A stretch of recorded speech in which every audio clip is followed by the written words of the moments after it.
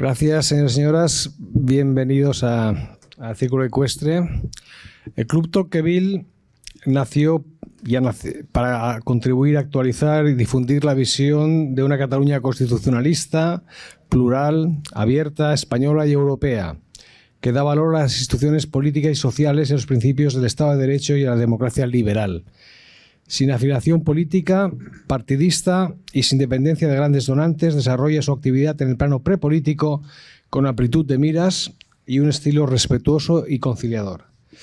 Agradezco a los miembros de la Junta Directiva y a su presidente la realización de estos actos en nuestra entidad, el Círculo Ecuestre, que es el Club de Barcelona, fiel reflejo de la sociedad barcelonesa desde 1856, año de su fundación, hace 169 años, y actualmente con una masa social de casi 3.000 socios, compuesta por inquietos profesionales, académicos, directivos y empresarios, y presidido por don Enrique Lacalle, quien nos da la bienvenida en su nombre y en nombre de toda su Junta de Gobierno, y a quien hay que agradecer también su contribución y generosidad en estos actos. Dentro del ciclo de conferencias de ilustres personajes del mundo intelectual y político, hoy disfrutamos de la presencia del periodista y escritor don Juan Fernández Miranda, con la inmejorable modulación del diálogo del catedrático de Derecho político constitucional. Sí. En mi época era político, sí, efectivamente. Sí. En la del libro también. Sí, sí. De la Universidad de Barcelona, doctor don José María Castellà, presidente también de la Junta Directiva del Club Tocqueville. Haré una breve presentación de ambos intervinientes, aunque después el presidente me dice, no es breve, nos engañas. Don Juan Fernández Miranda es un periodista español especializado en información y análisis político de la actualidad. Su carrera profesional se ha desarrollado en el grupo Vocento, donde ejerce como adjunto la dirección del diario ABC desde el año 2021 y del que fue jefe de información nacional durante 10 años. Es colaborador habitual de varios programas de televisión y radio y autor de varios ensayos políticos sobre la segunda mitad del siglo XX español, con especial atención a la transición española. Licenciado en Periodismo por la Universidad Complutense de Madrid y la Fundación Francisco de Vitoria, comenzó su carrera en la agencia de noticias Servimedia. Después fue subdirector de informativos de Veo 7, proyecto audiovisual del Grupo del Mundo, la unidad territorial. Allí presentó informativos y moderó programas de debate de actualidad y entrevistas. En 2021 fichó por el Grupo Vocento para asumir las funciones de subdirector de programas de radio. Cada mañana sale al sol. Después pasó a la redacción de ABC, donde se dedicó a la información de tribunales dentro de la sección España, y de la que fue redactor jefe del año 2014 al 2024 y desde 2021 adjunto al director. En la actualidad colabora en Televisión Española, La Sexta, Telemadrid, 13 TV. Como periodista radiofónico está ligado a la cadena COPE desde el año 21 como colaborador habitual de Herrera en COPE y autor del comentario diario La Postdata de la linterna de Ángel Expósito. También colaboró con Radio Nacional, La SER, Onda Madrid y Es Radio. Como ensayista político, sus investigaciones siempre han estado enmarcadas en el proceso histórico y político de la transición. Es autor de El guionista de la transición, El profesor del rey, que recoge la vida de don Torcuato Fernández Miranda, de quien es sobrino nieto, que fue jurista y político esencial en la transición española. Este ensayo ha sido llevado a la pantalla como serie de televisión por Televisión Española, dirigida por Silvia Quer e interpretada por Gonzalo de Castro. Don Juan contra Franco, que relata los intentos del sector monárquico para desbancar a Franco en los años 40 del siglo pasado. El jefe de los espías, que revela los secretos de Emilio Alonso Manglano, director de inteligencia española en los 80 y 90. Destaco Objetivo Democracia, crónica del proceso político de 19 meses que condujo a la democracia y que ha obtenido el premio Espasa de ensayo en el año 2024. Enhorabuena, Juan. Gracias. Objetivo Democracia narra los meses que separan la muerte de Franco, el 20 de noviembre del año 75, y las primeras elecciones democráticas en España el 15 de junio del año 77. Según el jurado del premio, ofrece un análisis riguroso centrándose en un momento crítico, la preparación y celebración de las primeras elecciones democráticas tras la muerte de Franco, con gran tensión narrativa y un estilo ágil. Fernández Miranda nos transporta a los meses decisivos donde las decisiones políticas y los dilemas morales forjaron el rumbo del país hacia la democracia. También ha colaborado en 2 libros corales, España Constitucional, Trayectorias y Perspectivas, y 100 días del estado de alarma, la democracia confinada. En este artículo relata la elaboración del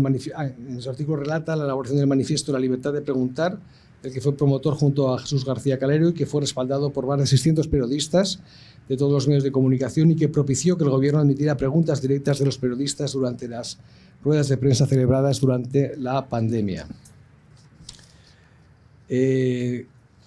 Doctor don Josep María Castellán es catedrático de Derecho Constitucional de la Universidad de Barcelona, doctor en Derecho, obtuvo el premio extraordinario de doctorado y mención doctor europeo por la Universidad de Barcelona. Destaco, y esto es realmente aquí destacado con letras mayúsculas, que es miembro de la importantísima Comisión de Venecia desde el año 2014. Ya, hace 2 años que no. Hace 2 años que no, pues no lo digas, que queda un poco... director del Grupo de Estudios sobre Democracia y Constitucionalismo, GEDECO, director de la Revista Catalana de Public, miembro del Consejo Científico Asesor del Instituto de Federalismo Comparado, en Bolzano, Italia, miembro del Consejo Asesor de la Red Global de Justicia Electoral, ha cursado estudios en las prestigiosas universidades de Pisa, Montreal, México, Universidad Católica de Leuven, Sensu University de Japón, Boston College en Estados Unidos, Universidad de Chile, Oxford University, y tiene también muchísimas publicaciones en las que he hecho una selección. La recepción en España de la referencia del Tribunal Supremo de Canadá sobre la secesión de Quebec, Constitución y referéndum de secesión en Cataluña, Estado autonómico, pluralismo e integración constitucional, el Senado ante el debate de su reforma, continuidad, reforma o ruptura del modelo constitucional vigente, el referéndum sobre el Brexit, una historia inacabada, Tribunal Constitucional y proceso sucesionista catalán, el referéndum en la Constitución, ¿es necesario un replanteamiento constitucional en la institución? Ha publicado libros como El Derecho Constitucional Básico, Libro Blanco sobre la Calidad Democrática, Parlamento, Ciudadanos, Entes Territoriales ante la Reforma Constitucional, quién y cómo se participa. En fin, como veis tenemos un lujo de ponentes en todo nivel intelectual. Bienvenidos a ambos. Pero no me quiero dejar al tercer componente, ya sabes, José María, que me gusta siempre hacer alguna referencia, aunque tú te enfadas conmigo, ¿eh? Y es que la referencia siempre me gusta hacerla a Alexis de Tocqueville, que lo tengo por aquí.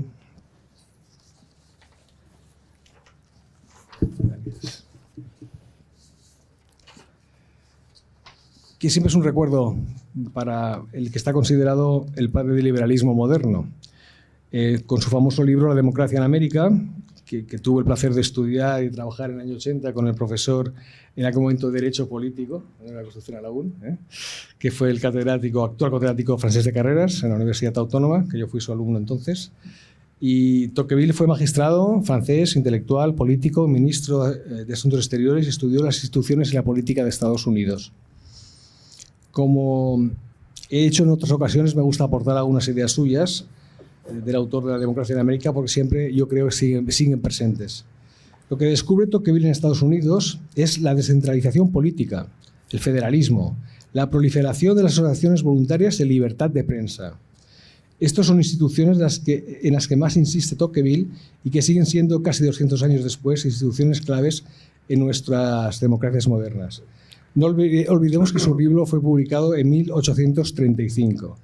Y aquí inciden 2 afirmaciones que describen los valores estadounidenses y que al recordarlas hoy veréis que estas 2 afirmaciones constatadas por Tocqueville quizás fueran determinantes para impedir que el marxismo y el comunismo que posteriormente impregnaron Europa apenas tuviera incidencia en Estados Unidos. Su primera afirmación es la del individualismo, ya que advirtió que los estadounidenses valoraban las libertades y los derechos individuales, priorizando así sobre todo su independencia personal. Y su segunda afirmación fue la del igualitarismo. No quiero empezar sin perder. Ahí está. La segunda afirmación fue la del igualitarismo, advirtiendo que los estadounidenses creen en la igualdad y la justicia, pero cuidado, identificando ese igualitarismo estadounidense del siglo XIX como la igualdad de oportunidades para todos los ciudadanos, que engrandece a la persona y que quiere crecer y crear riqueza, alejándose por lo tanto del posterior concepto marxista de la igualdad que por el contrario empequeñece a la persona llevándolo a la alienación colectiva y dependiente del Estado. Gracias a todos, bienvenidos y a disfrutar.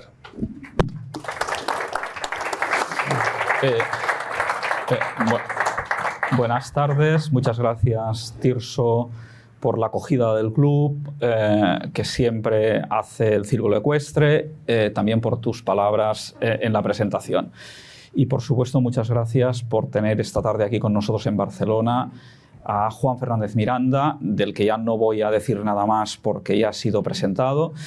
Y el motivo que nos congrega aquí es hablar del libro que ha merecido el Premio Espasa en 2024, Objetivo Democracia. Yo quisiera simplemente dar un breve apunte inicial.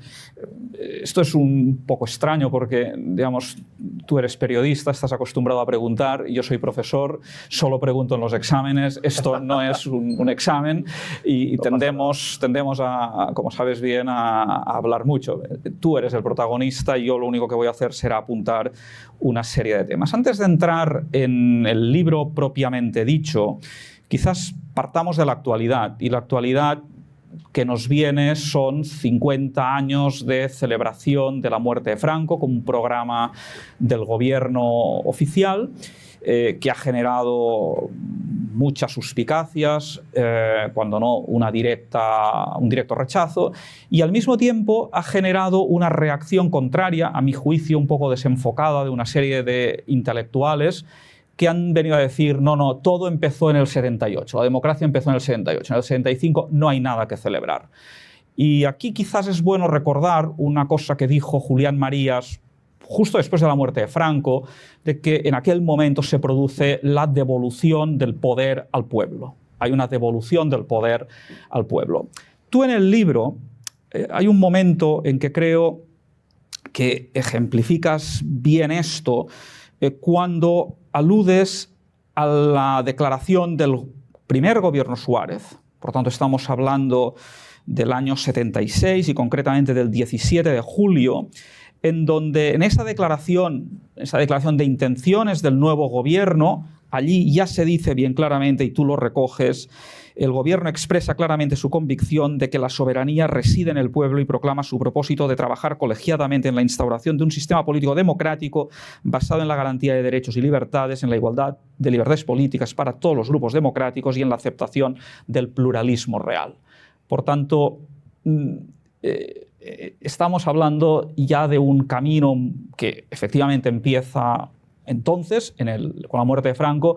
¿Cómo ves tú estos acontecimientos, esta discusión que ha vuelto sobre los 50 años de Franco y todo esto? Bueno, lo primero, muchas gracias al Círculo Ecuestre y al Club Tocqueville, y a ti particularmente, porque para mí es un honor venir y poder hablar distendidamente de un libro como este que ha sido escrito para la divulgación. Por lo tanto, una vez que yo puse el punto final, el libro a mí no me pertenece y me dedico en cuerpo y alma a intentar ofrecer a quien le pueda interesar una historia que yo pensaba que era más conocida de lo que realmente es, ¿no?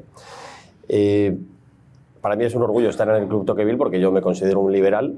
Fíjate si soy liberal, que tengo una convicción, que es que hay que apoyar siempre el fortalecimiento de la sociedad civil, y lo hago incluso en los sitios donde piensan exactamente lo contrario de lo que pienso yo. Pero yo creo que eso es ser liberal, ¿no? Fortalecer que haya un debate. Me ha gustado lo del prepolítico, antes de los partidos, que lo inundan todo. Y está muy bien que la sociedad civil se adelante y organice todo tipo de eventos y de debates de ideas para fortalecerse, ¿no? Y luego ya llegan los partidos. Los 50 años de Franco. Yo cuando me lancé a escribir este libro, yo pensé en los 50 años de la muerte de Franco. Pensé más en el 22 que en el 20. En el 22 de noviembre que en el 20 de noviembre, pero es evidente, es obvio que hay un hecho indiscutible que es la muerte de Franco. Como punto de partida, como punto de final del franquismo, no lo sé. La cuestión es qué es lo que tenemos que celebrar. Y aquí se abre un gran debate. El gobierno es muy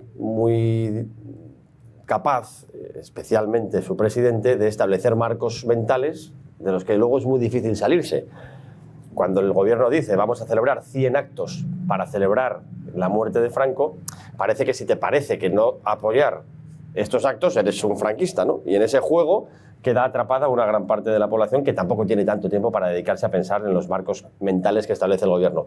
Pero yo creo que precisamente cuando se plantea este debate lo que hay que hacer es decir, no, perdone usted, yo salgo de este marco. Yo lo que quiero celebrar, y si nos ponemos a hablar del 75, es el momento en el que es proclamado Juan Carlos I, que es el momento inicial de el primer gesto, el primer movimiento, el primer hecho significativo que significa un cambio real hacia algo diferente. Por lo tanto, hay que celebrar el 22 de noviembre. El 20 de noviembre yo creo que es el punto y final del franquismo, la muerte del dictador en la cama. Hay que ver dónde queremos poner el foco. Yo particularmente, sin lugar a dudas, en el 22 de noviembre, pero porque el gobierno nos fuerza a hablar del 75, porque realmente podemos hablar del 76 por distintos hitos, la aprobación de la ley para la reforma política, la designación de Adolfo Suárez, se me ocurre algunos sucesos duros, atentados importantes en ese 76, o en el 77 ya los atentados de Atocha, o el indulto general que aprobó Juan Carlos I 3 días después de ser proclamado rey, que esto no se cuenta, ahora que la izquierda dice tanto que la amnistía es un olvido y es una concesión a la derecha, el rey Juan Carlos 3 días después, con el cadáver de Franco en caliente, aprobó un indulto general que propició la salida de la cárcel de 4.000 personas, entre otras Marcelino Camacho, 3 días después. La amnistía, la primera, porque hubo 2. En fin, hay tantos hitos, y luego si queréis podemos hablar ya fuera del contenido de este libro, por supuesto las primeras elecciones, que es el final del libro, no hago spoiler, todos sabemos cómo acaba, la Constitución, los pactos de la Moncloa, es que hay tanto que celebrar que precisamente poner el foco en el año 75, 20 de noviembre, yo creo que es desviar el tiro. Y además creo que a la izquierda de entonces le sienta mal, por lo que yo he podido testar. Celebrar el 20N, aunque sea por la muerte de Franco, no gusta. En la izquierda, que en aquel momento sí supo entender lo que era un cambio de época y ponerse a remar. ¿Y por qué en este momento el libro? ¿Qué habías detectado que haga necesario una historia que quizás los mayores la habían leído en Victoria Prego, en memorias de los protagonistas, sí, que luego este canon, digamos, hasta que llegó a todo el mundo a través de la televisión, se puso en crisis, sobre todo con Podemos, sí, y luego lo ha asumido Sánchez, como tú ahora bien dices? ¿Por qué el libro ahora? Porque yo escribí un artículo en ABC, una historia larga, en las páginas de Enfoque, que son unas páginas que hay en ABC entre la sección de opinión y la primera sección informativa, que es España, que son 2 páginas estupendas en las que se abordan asuntos con un poco más de profundidad. Merece mucho la pena porque es salirse un poquito de la batalla diaria, ¿no? De la información de actualidad, que es lo que al fin y al cabo hay en un periódico. Y escribí un artículo el 20 de diciembre del 23, hace 1 año y 2 meses, por los 50 años de la muerte de Carrero Blanco, del atentado de Carrero Blanco, que es un tema que yo conocía muy bien porque en el libro previo que escribí, El guionista de la transición, sobre mi tío abuelo, él fue el que gestionó los 16 días posteriores al atentado de Carrero y el que se ocupó de que no hubiese vendetas, ni venganzas, ni violencia en las calles. Como consecuencia de eso, yo hice un artículo explicando los 16 días, cómo fue aquello, ¿no? Entre la muerte de Carrero Blanco y la designación de Carlos Sainz Navarro.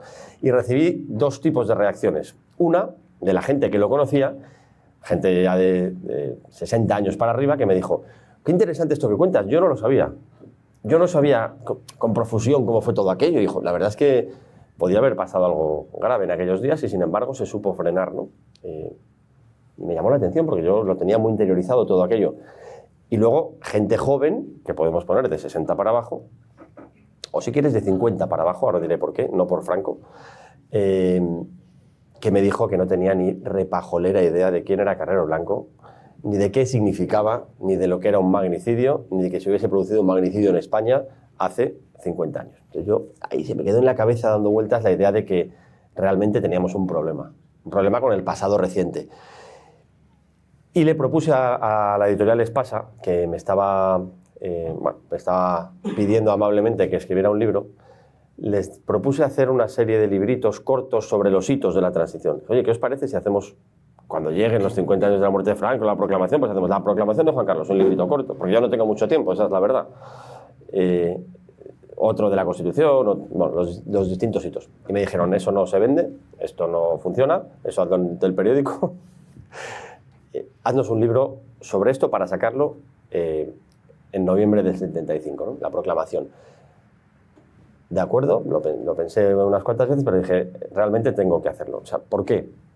Coincidió que poco tiempo después murió Victoria Prego, murió Fernando Suárez, uno de los ponentes de la ley para la reforma política, y yo me di cuenta que se estaba yendo una generación. Bueno, realmente Victoria y Fernando son 2 generaciones. Fernando tenía 90 y Victoria 60 y pocos.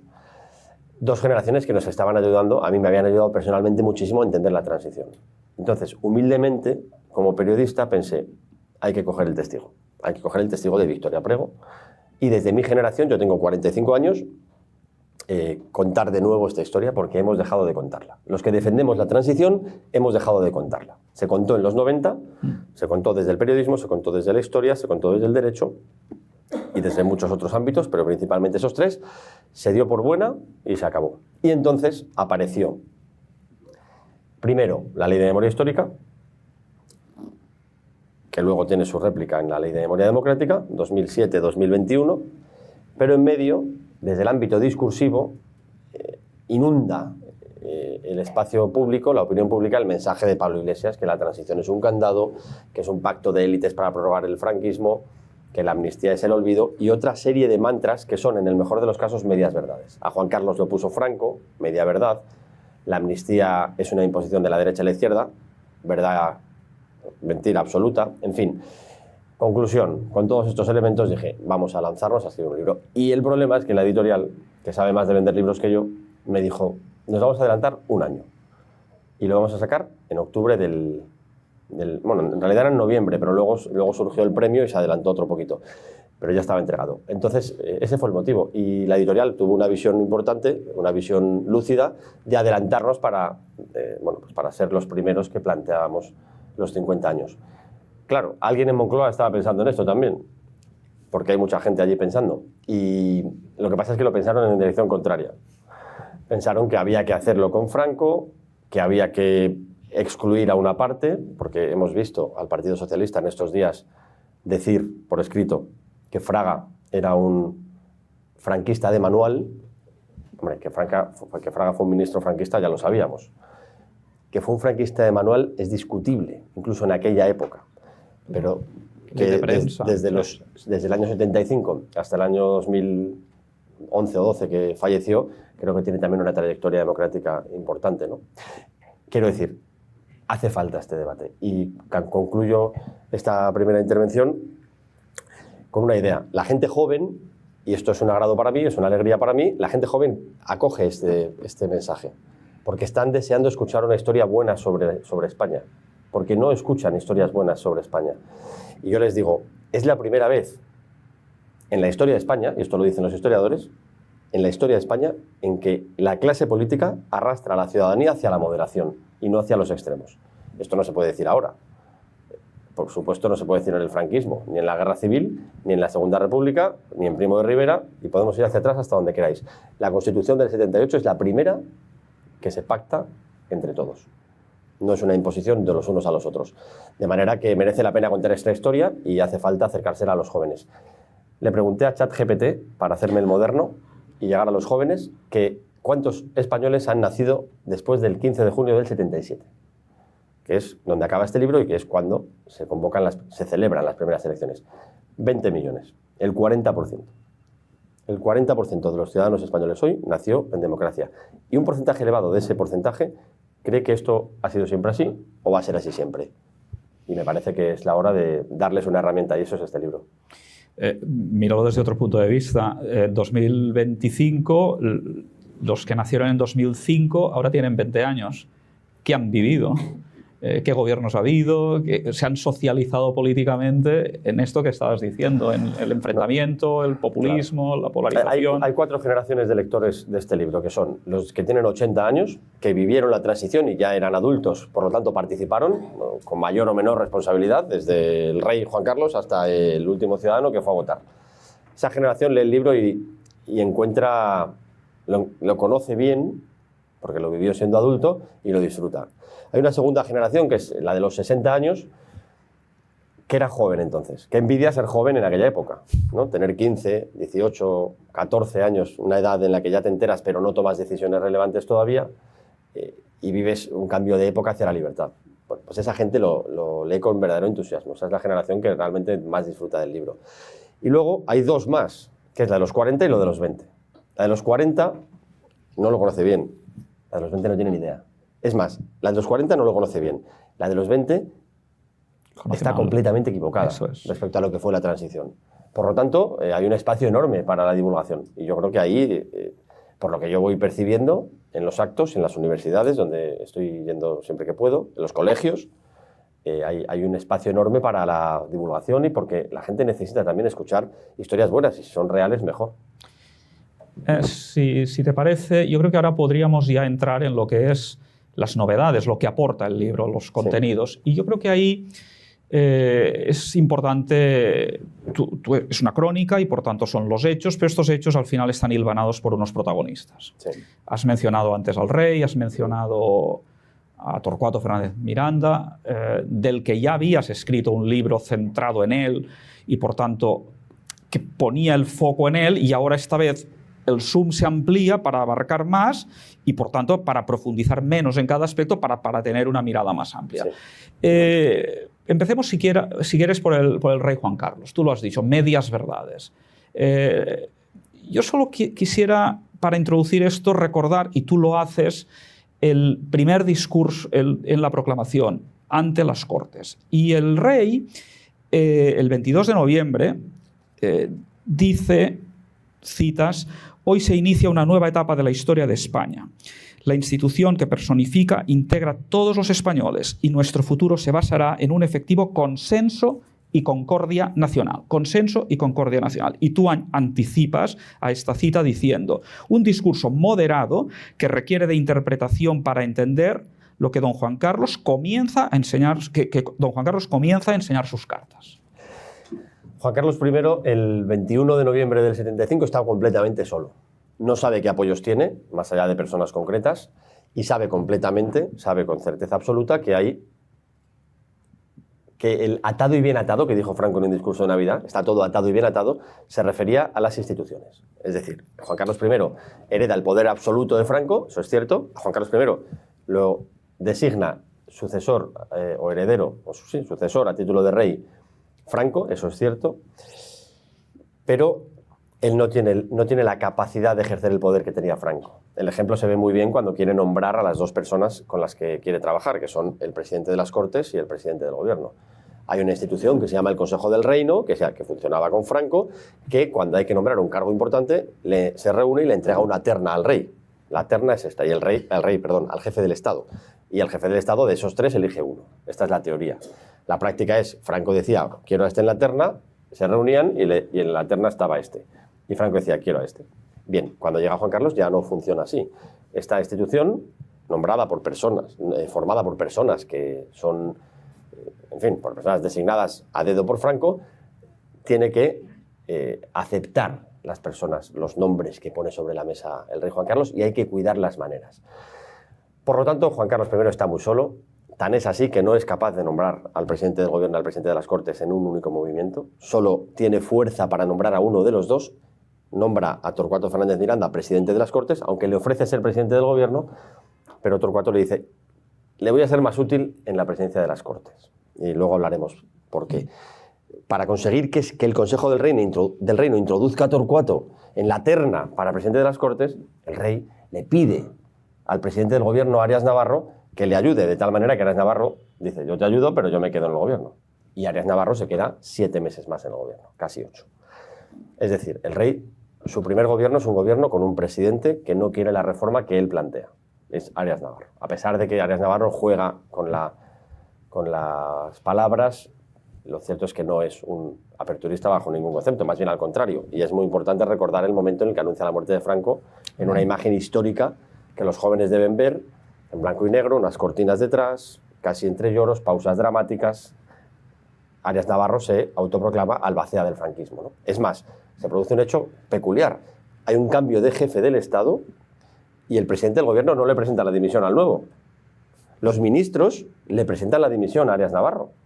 Y él dice, pues muy bien, este sí, este no, este sí, este no. Pero él no le presenta la dimisión al nuevo jefe del Estado. Esto, tú eres el profesor de Derecho Constitucional aquí, no es muy habitual. Lo mínimo es que se cambie el jefe del Estado tenga la posibilidad de decidir. en una circunstancia como esa, ¿no? Predemocrática. De manera que el rey está muy solo, pero el rey empieza a hacer gestos desde el principio. Ya los había empezado a hacer, ese discurso hay que interpretarlo porque el rey no puede el primer día ante las cortes de Franco, con 540 procuradores de Franco sentados delante y la hija del dictador en la tribuna, no puede decir todo lo que está pensando hacer. Porque para poder hacerlo tiene que convencer a esos 540 procuradores que le apoyen. Y eso es la ley de reforma política de la que ahora hablaremos. Cuando el rey Juan Carlos, en la tribuna del Congreso, de lo que hoy es el Congreso, las Cortes de entonces, con la reina Sofía, con un vestido rosa largo, fucsia, es fácil de recordar, si quien haya visto las imágenes. Cuando el rey Juan Carlos acaba su discurso de proclamación, en el que habla un poco de Franco, no puede no hacerlo, pero habla de consenso, de concordia, del pueblo español, de la unidad, sale del hemiciclo. Cuando el rey Juan Carlos se da la vuelta y traspasa el umbral, en ese momento todo el hemiciclo se da la vuelta, mira a la hija de Franco y la aplaude. Entre gritos de Franco, Franco, Franco. Y eso el rey lo oye, recién proclamado. Es lo primero que escucha el rey recién proclamado. Estaba muy solo. Tenía que convencer a esas personas que cuando se da la vuelta loan a Franco de que el franquismo había acabado. Por lo tanto, decir, y aquí voy a lo de las medias verdades, que al rey lo puso Franco, que el rey es un franquista, es una simplificación y una media verdad. Porque el rey, evidentemente, en ese momento no podía decir lo que iba a hacer. Podía empezar a enseñar las cartas. Porque si en ese momento hubiese dicho lo que iba a hacer, no habría sido posible hacer lo que finalmente se hizo. Que es una ley para la reforma política aprobada por el franquismo, por las instituciones franquistas, de la ley a la ley, para dar paso a unas elecciones libres y darle el poder al pueblo. Porque al final, y acabo esta reflexión sobre Juan Carlos I, a Juan Carlos I hay que reconocerle, y ahora es casi provocador decirlo, que fue un estadista de nivel máximo. Fue una persona que supo estar en su momento histórico, supo entender la oportunidad que se abría, supo entregar el poder que había heredado al pueblo español y hacerlo solo en 19 meses, que es cuando se va a votar, 19 meses. A partir de ahí empieza una segunda etapa, que es lo que el pueblo español votó. Y es trascendental, la Constitución, estatutos de autonomía, pactos de la Moncloa, etc. Pero que en 19 meses el pueblo español votara en libertad es una heroicidad. Fue muy difícil, estas páginas están llenas de momentos en los que está a punto de fracasar, por muchos y muy distintos motivos, y todo eso lo hizo el rey Juan Carlos, porque decisión inteligente o muestra de inteligencia, se rodeó de gente mejor que él para cometidos concretos. Para hacer una ley de reforma política era mejor Torcuato Fernández Miranda. Para hacer un proyecto de país que avanzara nítidamente con audacia y decisión a la democracia era mejor Adolfo Suárez. Y Santiago Carrillo, y Manuel Fraga, y Felipe González, y ir sumando. De manera que hay que hacer un reconocimiento al rey Juan Carlos. ¿Quiere esto decir que todo lo que ha hecho el rey Juan Carlos está bien? No. Porque en una sociedad crítica, cuando los jefes del Estado cometen errores, los señalamos. Yo los señalo. Los he señalado. En mi libro anterior he señalado varios. Y en el periódico y ante la opinión pública siempre que se produce un error o se detecta un error. Pero ni lo malo del final nubla lo bueno del principio, ni lo bueno del principio nubla lo malo del final. Por lo tanto, si hablamos de aquella época, hay que decir que el rey Juan Carlos es el gran promotor de la transición y merece el reconocimiento y el aplauso de la sociedad española. Porque al final lo que salió de ese proceso es una sociedad libre que todavía hoy disfrutan los chicos y chicas de 20 años que ni siquiera saben lo que tienen entre manos. Al rey Juan Carlos, efectivamente, le conocen por lo último. Claro. Bueno, es normal también, pero... Sí, porque es lo que han vivido. A Torcuato no le conocen. No. Y yo creo que la familia Fernández Miranda lleváis muchos años reivindicando, yo creo que con éxito y sobre todo con un gran acierto, a la figura de Torcuato, del profesor de Derecho Político, del vicepresidente del gobierno que en el momento crucial de la muerte, del asesinato de Carrero, está ahí. Y ahí yo quiero citar un libro de tus tíos, Pilar y Alfonso Fernández Miranda. Alfonso es catedrático de Derecho Constitucional, uno de los mejores constitucionalistas de España, aparte amigo, y lo digo de verdad, que escribió en el 95, en la editorial Plaza Janés, Lo que el rey me ha pedido. Es un libro, para mí, de lo mejor para entender lo que fue la transición. Pero vayamos a Torcuato. Tú en tu obra vas explicando cómo se conoció con el rey, cómo fue su profesor, cómo se fueron acercando. Sí. ¿Qué nos puedes decir de esta relación? Es muy importante. Torcuato era un catedrático de Derecho político en el 54. Es nombrado rector porque Ruiz Jiménez, que luego sería defensor del pueblo ya en democracia, Ruiz Jiménez, que era ministro de Educación, nombra a los 12 rectores, porque había 12 universidades en España. Nombra a 12 personas jóvenes sin adscripción política, no era necesario que fueran falangistas, como sí lo era antes, y el ser rector, el de Oviedo, llevaba aparejado ser procurador en Cortes, lo que hoy es diputado. Entonces Torcuato, siendo muy joven, entra ya en la vida política, de Oviedo a Madrid. Ruiz Jiménez le nombra director general de enseñanza media y después director general de universidades. Y ahí es cuando el entonces príncipe Juan Carlos empieza la universidad. El ministro le encarga a Torcuato, como director general de universidades, que haga el itinerario del rey. Quiénes son los profesores y cuáles son las disciplinas que debe estudiar este joven llamado a reinar. Y Torcuato le hace un itinerario y se reserva para sí derecho político. Las clases son particulares en las afueras de Madrid, cerca del Escorial, una casita, la casita de arriba se llama, una casita de piedra, las faldas de la Sierra de Madrid. Y Torcuato le da unas clases distintas. No hay libros, solo charlan. Torcuato quiere entablar una relación de confianza con él y hacerle pensar. Y el rey le dice, esto lo cuenta en un libro magnífico que se llama Conversaciones con el rey de Vilallonga, que recoge muchas reflexiones del rey sobre su infancia, su juventud e incluso la transición. Y entonces el rey cuenta cómo le decía, pero ¿cómo no voy a estudiar? Deme usted libros, que si no luego en el examen voy a suspender. Usted no tiene que leer libros, usted tiene que aprender, usted tiene que observar. La historia se repite, pero no es igual. En fin, le da una serie de claves que consiguen atraer la atención de ese joven y entablar una relación de confianza. Tal es así que Franco pregunta, ¿quién es ese joven profesor de Derecho Político que tiene engatusado al rey o al príncipe? Y le explican, y a partir de ese día, en las clases mano a mano, había un militar de oyente. Pobrecito, un chaval joven que no iba a entender nada, pero bueno, ahí estaba por si alguien decía alguna barbaridad. A partir de ahí, lo que se produce es el efecto contrario. Las clases se desarrollan del mismo modo, pero el rey, príncipe entonces y Torcuato se empiezan a ver a escondidas. Esto es en el año 60. Hasta el 75 se siguen viendo. En el año 69, Franco, que siempre jugó a enfrentar al príncipe Juan Carlos con su padre, y hablaremos luego, si te parece, un momento de su padre, que creo que es importante, le dice a Juan Carlos, al príncipe, justo cuando llega de ver a su padre en Estoril, al momento, le dice, quiero ofrecerle la posibilidad de ser heredero a título, o sucesor a título de rey. Y Juan Carlos I, que acaba de venir de ver a su padre, dice, mi padre va a pensar que se lo he ocultado, como efectivamente piensa. Porque Franco jugaba a enfrentar padre e hijo. Pensemos que el franquismo era un reino sin rey, había una ley de sucesión del año 47, en fin, Franco siempre jugó a la monarquía, de alguna manera. Y le nombró príncipe de España, que es un título que no existe.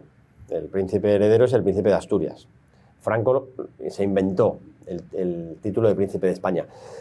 Cuando Juan Carlos I, entonces don Juan Carlos, se ve en la tesitura de tener que jurar los principios del movimiento, la Constitución franquista, para poder ser designado sucesor, le entra un nerviosismo importante. ¿Y a quién llama? A Torcuato. Y le pregunta, bajo la idea de que él no quiere ser un perjuro. Si juro los principios del movimiento, estoy atado para siempre. Y Torcuato le dice, no se preocupe, Alteza, las leyes atan pero no encadenan. Jure usted los principios que luego los iremos cambiando uno a uno.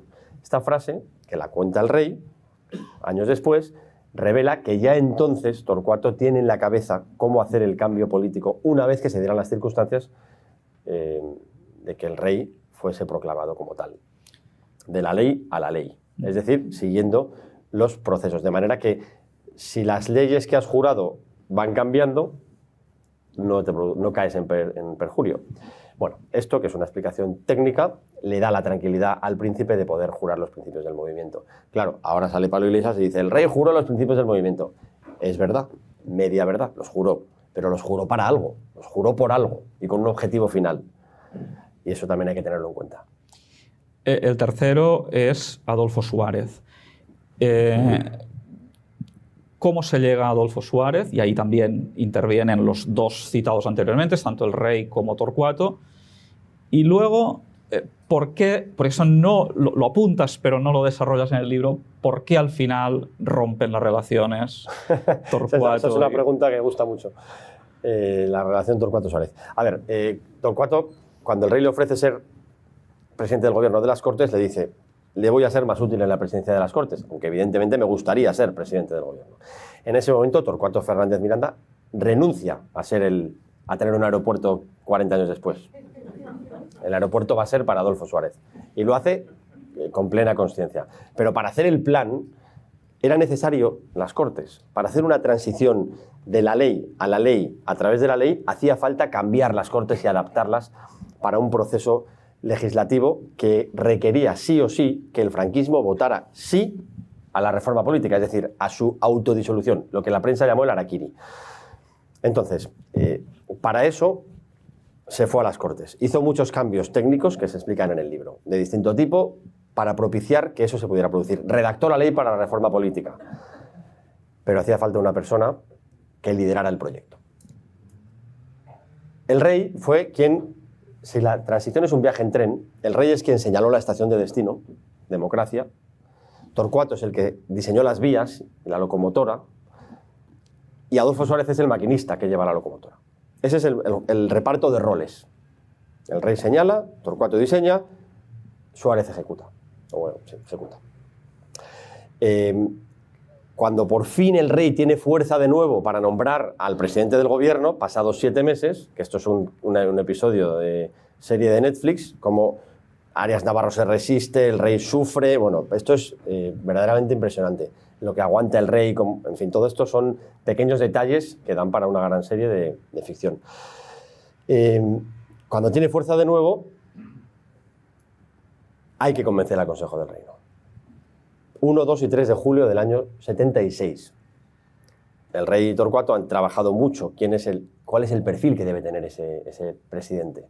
Había miembros del gobierno importantísimos, netamente aperturistas, como Manuel Fraga, que lo demostró en esos meses, y como José María Dareilza, principalmente, ministro de Exteriores, vicepresidente de Asuntos Políticos, ministro de Exteriores, que se fue por el mundo explicando las bondades del rey de España y la necesidad de ir a la democracia.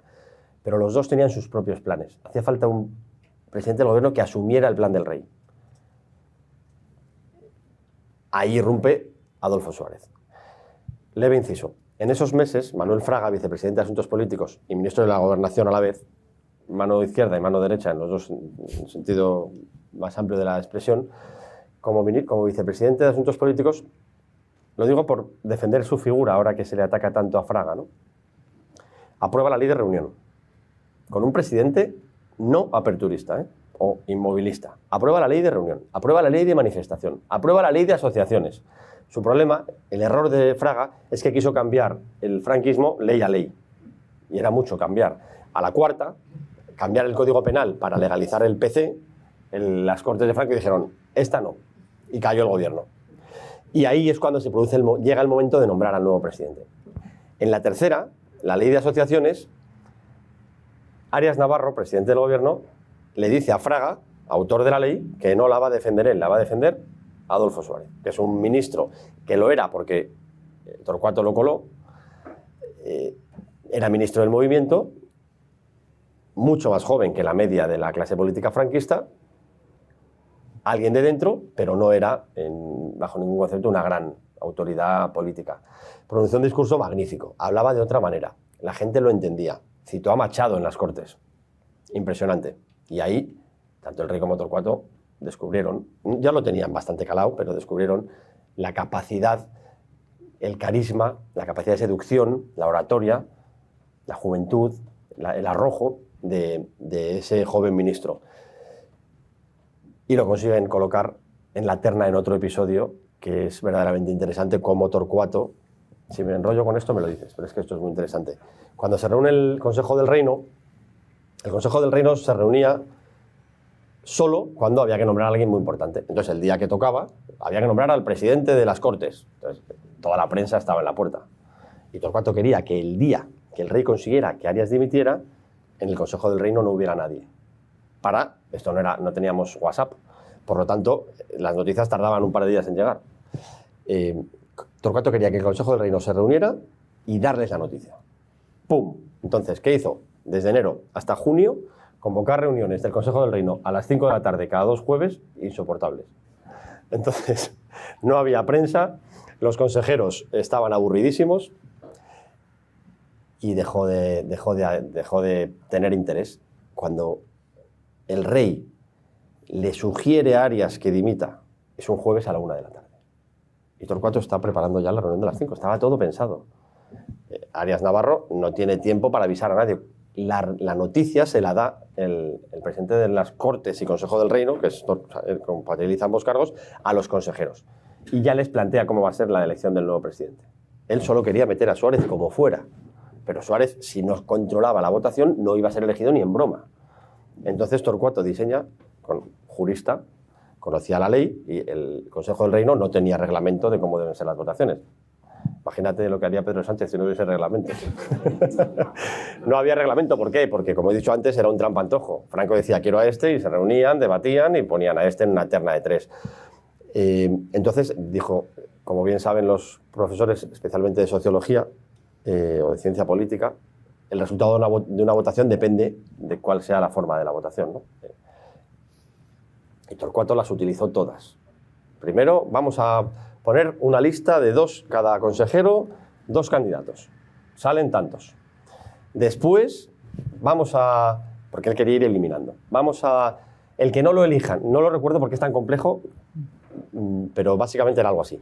Luego de estos 32 que han salido, vamos a elegir a los que sean defendidos por al menos 3. Entonces caen otros.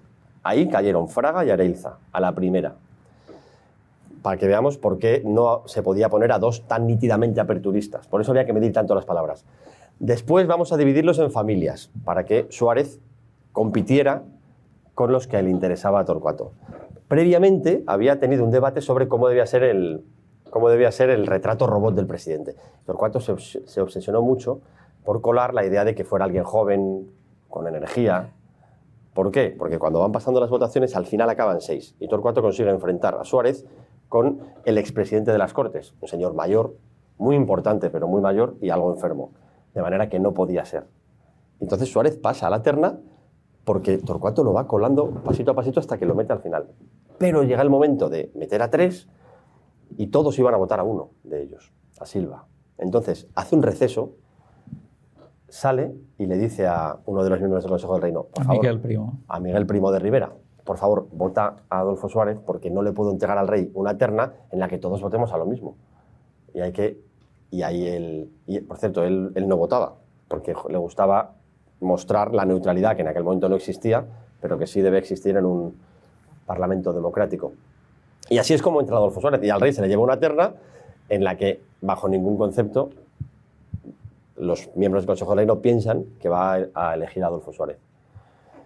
Y así fue como fue elegido Adolfo Suárez, un verdadero juego casi de thrillerismo político que maneja Torcuato para colocar al candidato del rey. Y ahí, al salir, le preguntan a los periodistas y dice la famosa frase: estoy en condiciones de darle al rey lo que el rey me ha pedido.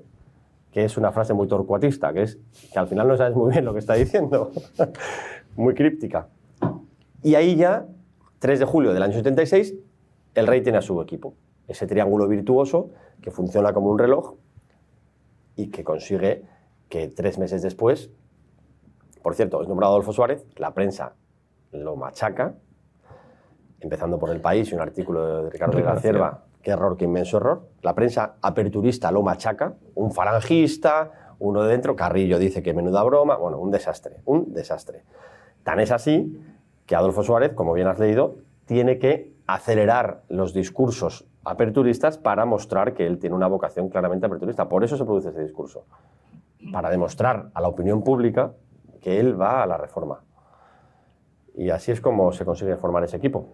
Y haciendo un salto, luego volveremos a otros protagonistas, ¿por qué al final se produce la ruptura? Sí, vamos a ver. Torcuato Fernández Miranda nombra a Adolfo Suárez, era una relación de confianza, cenaban los matrimonios, se llevaban bien. Suárez era una persona que sabía detectar quiénes eran las personas interesantes para su proyección política, lo digo en el mejor sentido de la expresión. Tuvo una relación muy cercana a Herrero Tejedor, el padre del periodista Luis Herrero, que luego falleció en un extraño accidente de coche, también una persona aperturista, y sabía acercarse a Torcuato y seducirlo. Y Torcuato le observaba y le gustaba lo que veía. Se llevaban bien y entendieron que juntos podían llegar muy lejos. ¿Qué pasa? Que la relación era una relación en esa primera etapa muy descompensada, era casi un maestro y discípulo. Cuando se vota la ley de la reforma política, ley para la reforma política, Suárez de alguna manera dice, oye, ya deja de decirme lo que tengo que hacer porque soy el presidente del gobierno y acabo de ganar el referéndum de la ley para la reforma política. Entonces ahí Suárez empieza a tomar decisiones por sí mismo y eso los enfrenta. Hay dos cuestiones que son en esta primera etapa que los enfrentan abiertamente, que es Torcuato no le gusta que Suárez se reúna con Santiago Carrillo en suelo español. Es más, le llega a ofrecer ir él, porque el presidente del gobierno con el secretario general del partido, en fin, Partido Comunista, un partido ilegalizado, habría sido un escándalo que habría desbaratado la transición.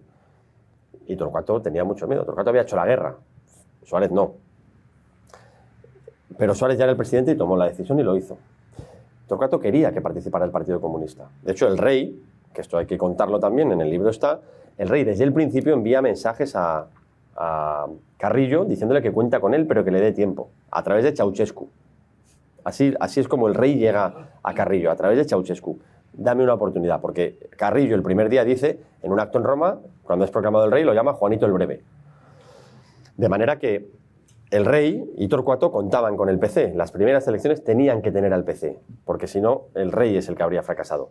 Pero Suárez es el que, con esa audacia, más joven, entiende que hay que ir para adelante y hay que hacerlo, y lo hace. Eso distancia un poco, porque además Torcuato se entera el último.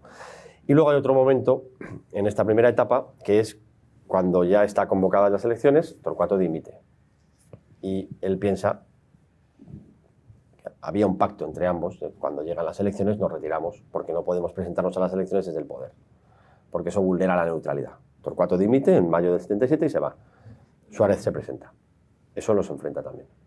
Y luego, ya siendo Torcuato, después de las primeras elecciones, en aquellas primeras elecciones había una prerrogativa para el rey de nombrar 40 senadores reales.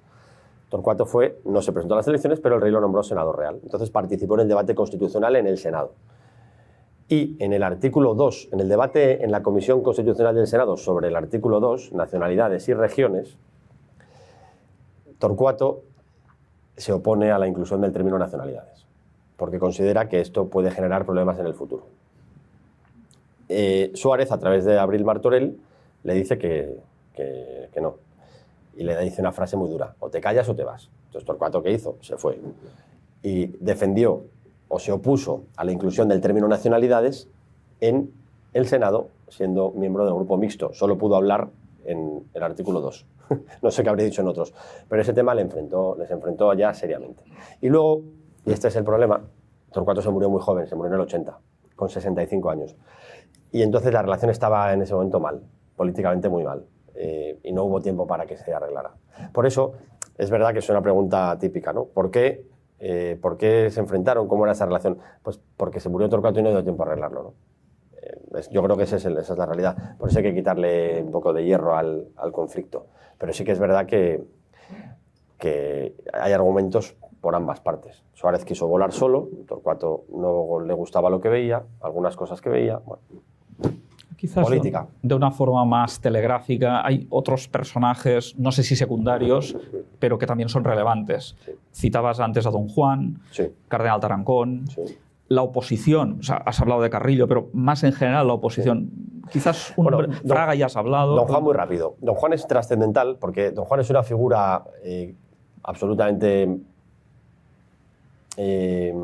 sojuzgada por el régimen, mujeriego, bebedor, jugador, le gustaba el mar y nada más. Probablemente las 4 cosas fueran verdad, pero yo no lo sé, pero es irrelevante. Lo importante de don Juan es que mantuvo viva la llama dinástica, que fue hijo de rey, padre de rey, nunca rey, pero estuvo en su sitio, y sobre todo, y más importante, que es para mí su gran aportación y creo que merece un reconocimiento, en el año 48 defiende el vínculo indisoluble todavía hoy entre monarquía y democracia.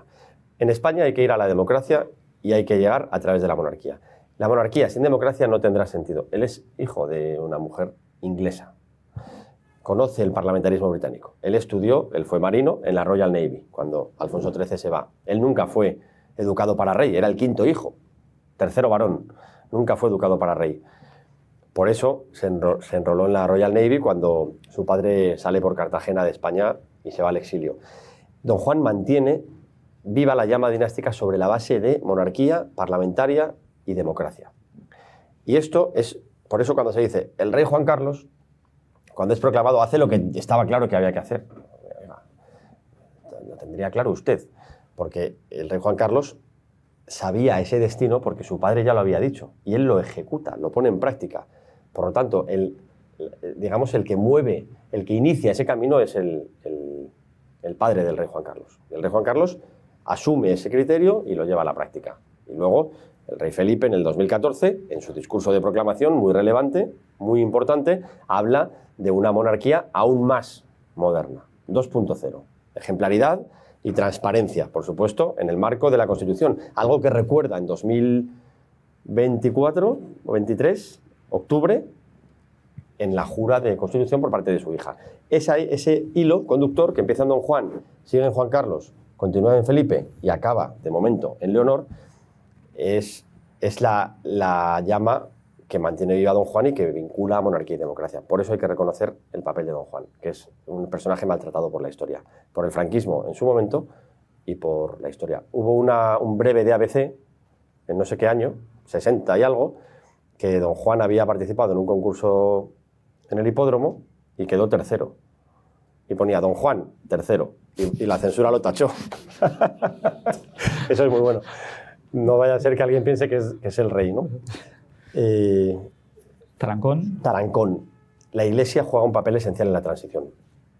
Es una institución que se suma abiertamente desde el principio a los planes del rey. Tarancón ya en el atentado de Carrero, en el funeral, habla de concordia, de unidad entre españoles, de paz, habla de conceptos que propician que los exaltados le dedicaran ese grito de Tarancón al paredón. Eso es en el 73, cuando fallece Francisco Franco. En la misa funeral, Arias Navarro no quiere que la oficie el cardenal Tarancón, y él la oficia, presidente de la Conferencia Episcopal, y habla de nuevo de concordia, unidad entre españoles, etc. El rey, otro gesto importante que hace nada más llegar esto es un tema para entendidos, pero el rey devuelve al Vaticano la prerrogativa sobre el nombramiento de obispos, algo que durante el franquismo hacía la Conferencia Episcopal Española. Bueno, buenas relaciones. Al final, el cardenal Tarancón es un producto de su época. Acaba de ser el Concilio Vaticano II, hacía unos años, una década larga, y él representaba esa iglesia que estaba dando un paso hacia la modernidad, ¿no? La iglesia española, en aquella época, no estaba tan por esa labor. Y sobre todo el franquismo militante más exacerbado no estaba por esa labor. Por lo tanto, Tarancón, esencial. Y el rey supo ayudar. Carrillo, fundamental. Y Felipe González, fundamental. Carrillo empieza diciendo Juanito el Breve, ruptura, pero en el año 56 el Partido Comunista, 56, con motivo de los 20 años de la Guerra Civil, del inicio de la Guerra Civil, difunde un comunicado, un manifiesto en el que hablan de reconciliación entre españoles, Partido Comunista en el 56, y amnistía.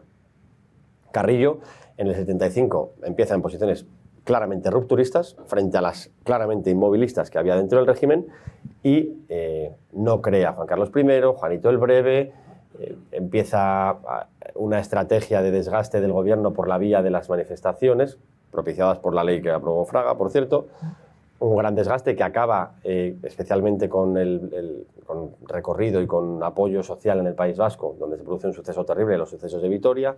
En fin, Carrillo sabe entender que hay que ir a democracia, hay que dar una oportunidad al rey.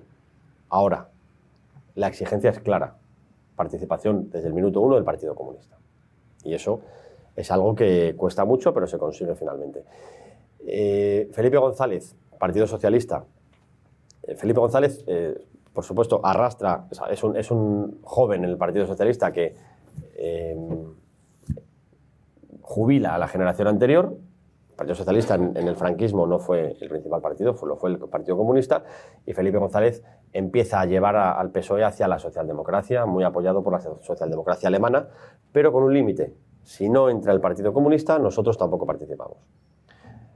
Y al final Felipe González no solo consigue un excelente resultado en las elecciones del 77, sino que 7 años después de la muerte de Franco, de la proclamación de Juan Carlos, arrasa en las elecciones.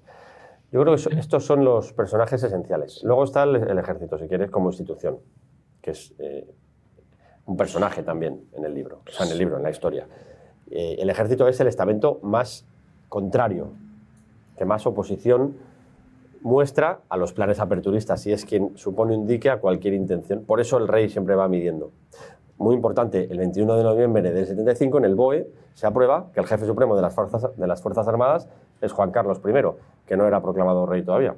Muy importante porque el ejército entendió que había que cambiar la autoridad de Franco por la autoridad del rey. Y eso facilitó mucho las cosas, porque había verdaderos movimientos, como se demostró con el paso de los años, de oposición a cualquier movimiento aperturista. Hemos hablado, bueno, has descrito muy bien estos protagonistas, sus aportaciones, pero quizás antes de acabar habría que hablar un poco de lo que es la reforma, el método. Sí.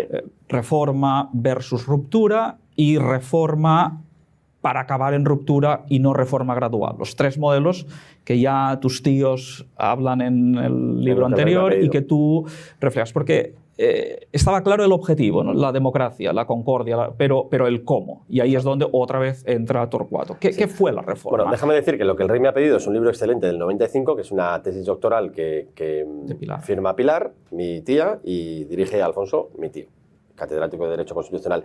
Ese libro es esencial, es un libro jurídico, es un libro denso, pero es esencial y cierra la explicación de lo que fue la transición desde un punto de vista jurídico. Yo lo recomiendo mucho ese libro, pero es un libro que hay que tener ciertas nociones de derecho, no es un libro para que lea cualquier ciudadano. A los chicos de 20 no podemos ir con Lo que el rey me ha pedido, pero cuando cumplan 60 hay que explicárselo.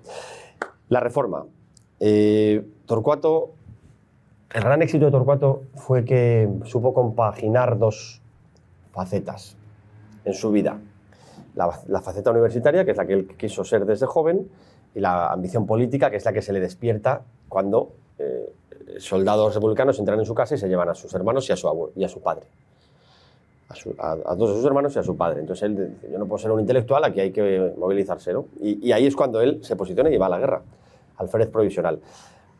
Esas 2 facetas, llevadas a la práctica al final de su vida, son el jurista que conoce la ley franquista y que por lo tanto sabe dónde está el punto débil. El punto débil está en la ley de sucesión del 47, donde se dice que se puede reformar la ley si se aprueba con 3/5 de las cámaras, bla, bla, bla, bla. Condiciones muy exigentes. Tengamos en cuenta que las leyes del movimiento, que eran 7, eran inamovibles, ¿no? Inamovibles. Según la del 58, efectivamente. Eran inamovibles. Pero Torcuato encuentra el espacio por donde entrar. Eso es el jurista.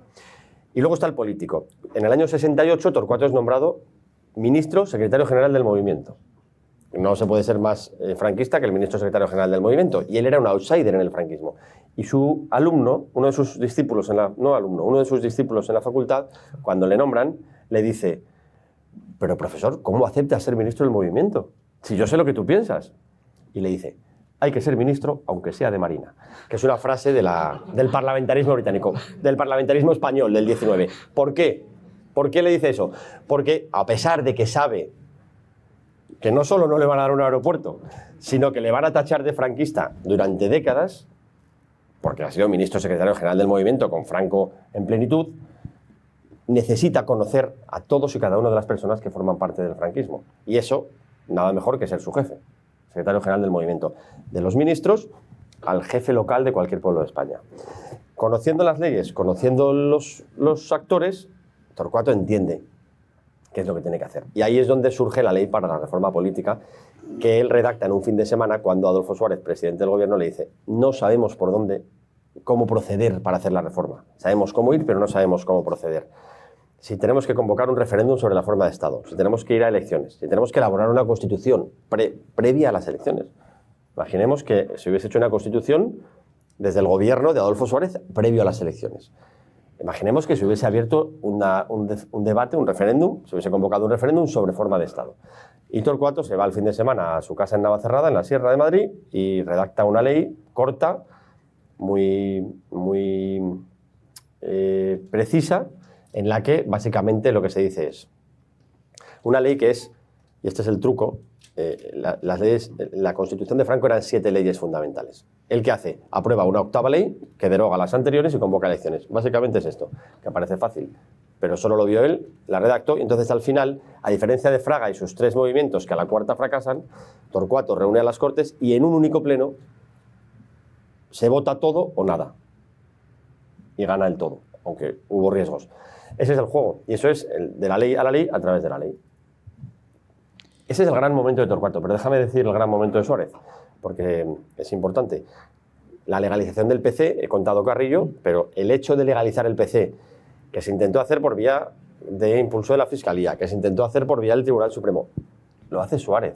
Iniciativa política, audacia, riesgo, y lo consigue. De un día para otro. Lo hace un sábado santo, que en España, en el año 77, el sábado santo no estaba en su casa ni el apuntador. De manera que pasa un poco como más inadvertido de lo que hubiese pasado si se hubiese aprobado un martes cualquiera. Y eso lo hizo Suárez con pleno conocimiento del riesgo que suponía. Yo creo que, como han visto, el libro contiene muchas de estas historias. Faltan muchas, por tanto, pueden comprar el libro, les ha avanzado muy poquito de lo mucho que cuenta, por tanto, vale la pena. Yo creo que ahora sería el momento de que quienes quieran puedan formular alguna pregunta antes de concluir. ¿Alguien? Sí, Esther. No sé si ahora Esther Mitjans, profesora de Derecho Constitucional de la Universidad de Barcelona. Sí.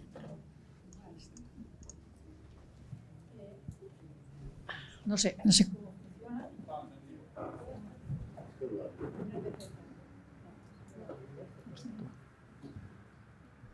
Ahora. Sí, a mí lo que me llama un poco la atención es que, por un lado, en la ley para la reforma política, evidentemente se crean unas instituciones, un parlamento, y sí, que, diríamos, se prevé convocar elecciones.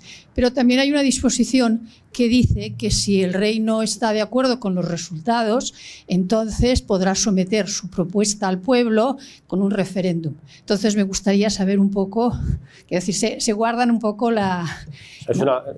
Esto me gustaría saber. Y luego otra cosa también, es que creo que un momento muy importante del rey es sobre todo, aparte del que tú has mencionado, del 22 de noviembre, es el momento en el que reconoce estas elecciones, es decir, va a las Cortes y, en definitiva, pues viene a decir que, bueno, que respeta los resultados electorales, en definitiva, un poco lo que se pretendía con la ley para la reforma política. Pero que en esta ley para la reforma política haya esta, diríamos, cláusula, me gustaría que explicaras un poco. Juntamos 2 o 3 preguntas y así alguien más quiere intervenir.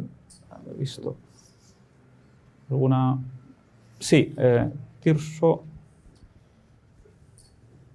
Bueno, gracias, ha sido brillantísimo, nos lo hemos pasado súper bien escuchándote, Juan.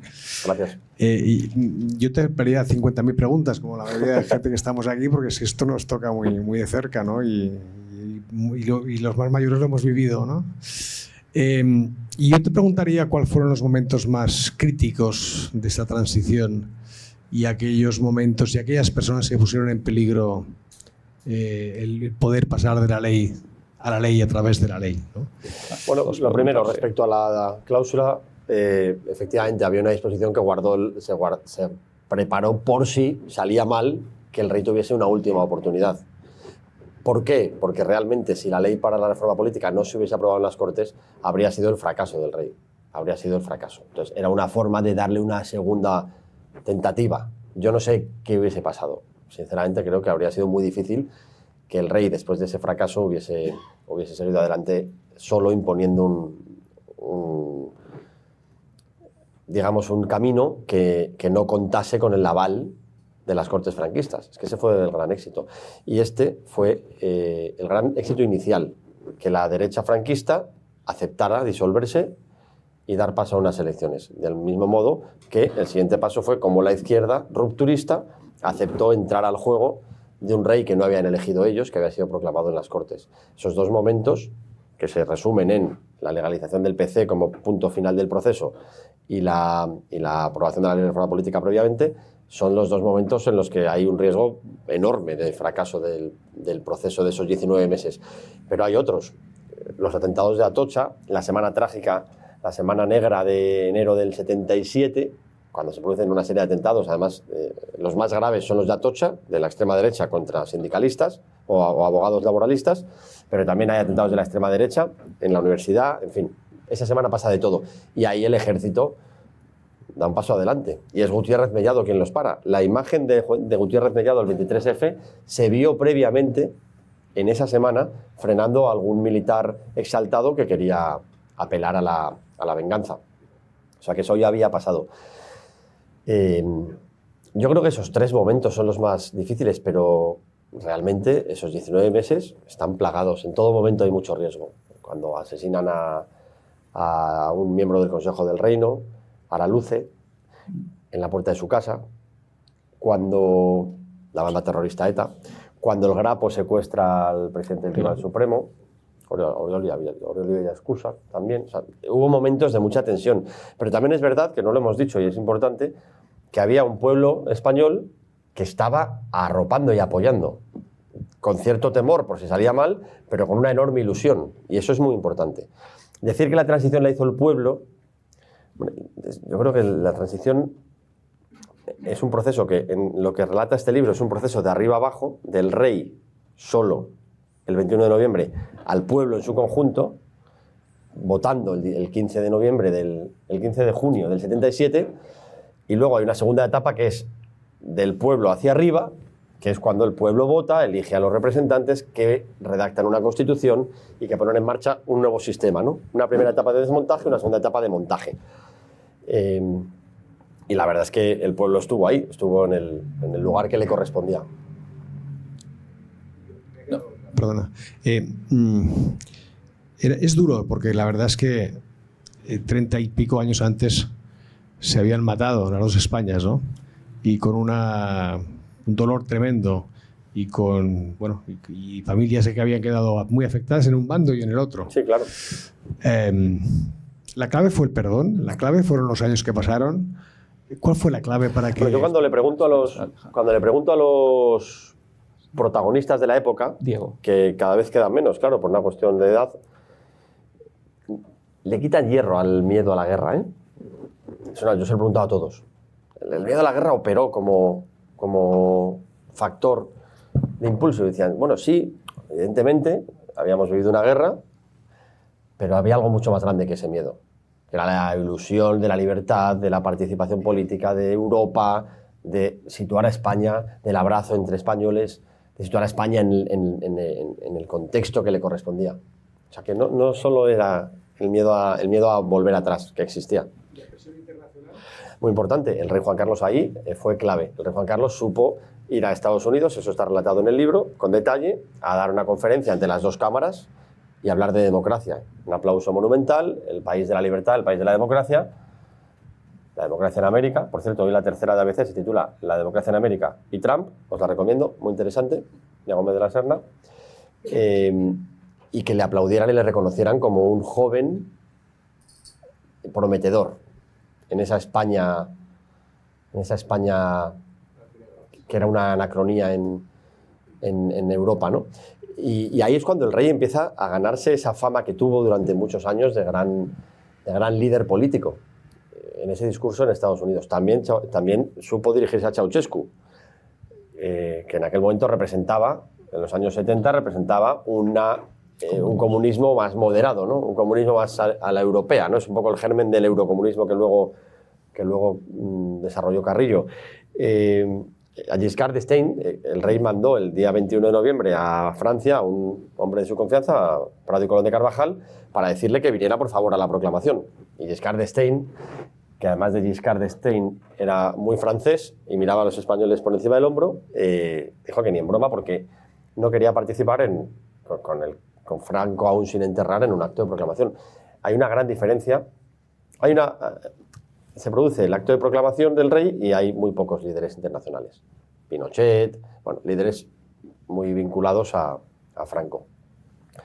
De manera que el rey, que necesitaba el respaldo internacional, organiza un segundo acto, unos días después, cuando ya ha sido enterrado Franco. Y es un acto de coronación. La monarquía española, en la monarquía española el rey es proclamado ante las cortes, ante el pueblo. En la monarquía británica es coronado ante Dios. Es una diferencia sustancial, que puede explicar el profesor. El rey, después de la proclamación, tan cerca de la muerte de Franco y con poca presencia internacional, organiza la coronación. Y es otro gran acto que hay en Madrid, en los Jerónimos. Y ahí sí va Giscard d'Estaing.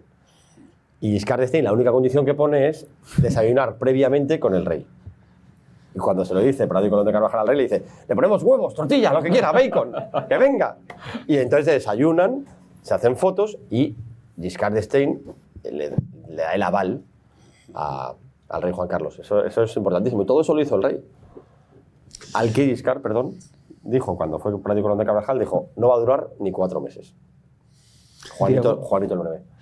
Nada, yo quería un comentario sobre una observación que hacemos sobre el momento actual. Es decir, la facilidad como una posición de ataque directo a la transición, con lo que ha significado, puede fácilmente entrar en la mentalidad de un pueblo que ha visto lo que era España antes y todo un camino de desarrollo, de modernidad y de bien para todos que ha significado. Es verdaderamente sorprendente. Es realmente sorprendente ver, ¿no? Es verdaderamente sorprendente ver esto y sobre todo a la base de todo eso, yo creo que el tema del perdón es una cosa fundamental porque se han perdonado todos para que fuese posible esto. Sí. Bueno, lo primero que hay que decir es que la transición no se puede juzgar la cuestión del perdón, el olvido, con la mirada de esta época. Porque después de la transición española llegó Sudáfrica, Argentina, y ahí es cuando se desarrollan más este tipo de conceptos que en el 75 no estaban tan claros, aunque había sido Nuremberg. Por lo tanto, cuando hablemos de amnistía, olvido, perdón y todo este tipo de cosas, hay que ponerse en el momento. Es sorprendente, claro, la pregunta es muy correcta, es muy oportuna.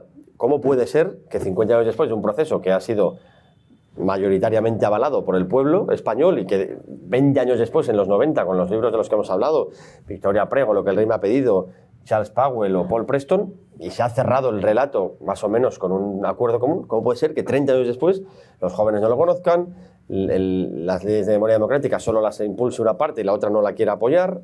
Y aquí todo el mundo tendrá sus argumentos, pero lo cierto es que la concordia no existe en las leyes de memoria, y eso es una realidad.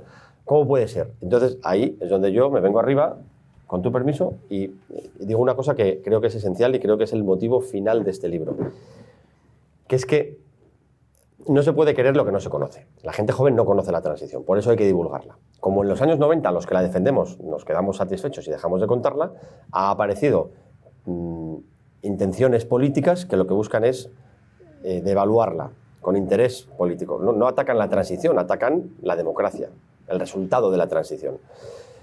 Lo que hay que hacer ahora en España no es otra transición, es recuperar el espíritu de la transición, que es en la concordia, básicamente, la capacidad de entender al otro, ponerte en el lugar del otro, ser tolerante, debatir, discrepar y acordar.